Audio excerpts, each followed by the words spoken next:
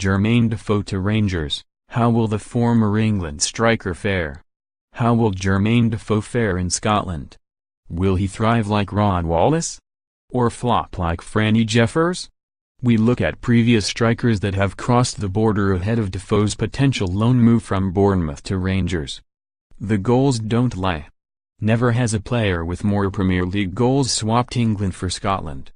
Defoe, sandwiched between Robbie, Fowler and Sergio Aguero in the all-time scoring charts, had netted 162 Premier League goals playing for West Ham, Tottenham, Portsmouth, Sunderland and Bournemouth. He is now said to add to the competition for places up front at Rangers, who are in position to contend for the Scottish Premiership title. His experience and relationship with his former England international teammate Steven Gerrard could be the difference between a title triumph or a near miss. Defoe isn't the first English striker to cross the border, though. We assess 8 others that have made the switch with differing results. Celtic broke Scotland's transfer record when signing Sutton from Chelsea for £6 million in July 2000. It proved to be money well spent as Celtic ended Rangers' dominance of Scottish football. Sutton became a cult hero as part of a talented strike force that included Henry Clarkson, winning 4 Scottish titles, 3 Scottish Cups and 1 League Cup, while also playing an integral part in Celtic's run to 2003 UEFA Cup final where they lost 3-2 to Jose Mourinho's Porto. He left to join Birmingham in January 2006. His signing on a free transfer from Leeds United in the summer of 1998 flew under the radar, with Rangers also spending big on the likes of Arthur Newman, Gabriel Amato, Giovanni van Bronckhorst and Andrzej Kanchelskis, but Wallace's contribution was to be huge, with 27 goals in his first season at the club. He also scored the goal in the 1-0 Scottish Cup final win over Celtic, which sealed the treble that year.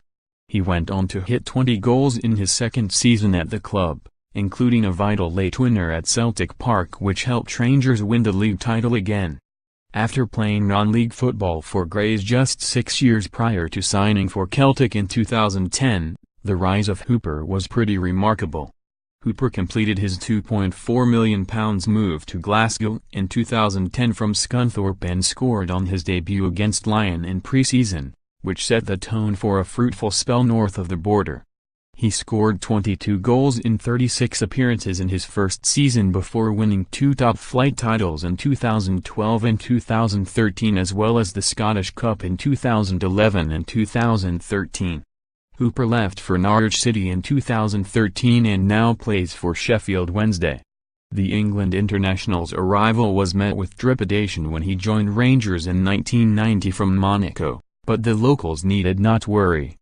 He established an incredible partnership with Alain Coist and scored 115 goals in 222 games at the club. Rangers won the league championship in all 5 seasons during that spell, a feat that won him a place in the Rangers Hall of Fame. He left Rangers in 1995 to join QPR and now works in an ambassadorial role for Rangers. Even the most knowledgeable of football fans will be forgiven for forgetting Jeffers' 14 appearances and 0 goals during his time with Rangers in 2005. After a failed move to Arsenal, the former Everton hotshot tried to resurrect his career at Charlton but was loaned out to Rangers in August 2005. "This is a good chance for me to reignite my career," the 24-year-old said at the time. "The last 2 years have been stagnant for me." Unfortunately for the striker, the Scottish heir did not reignite his scoring spark.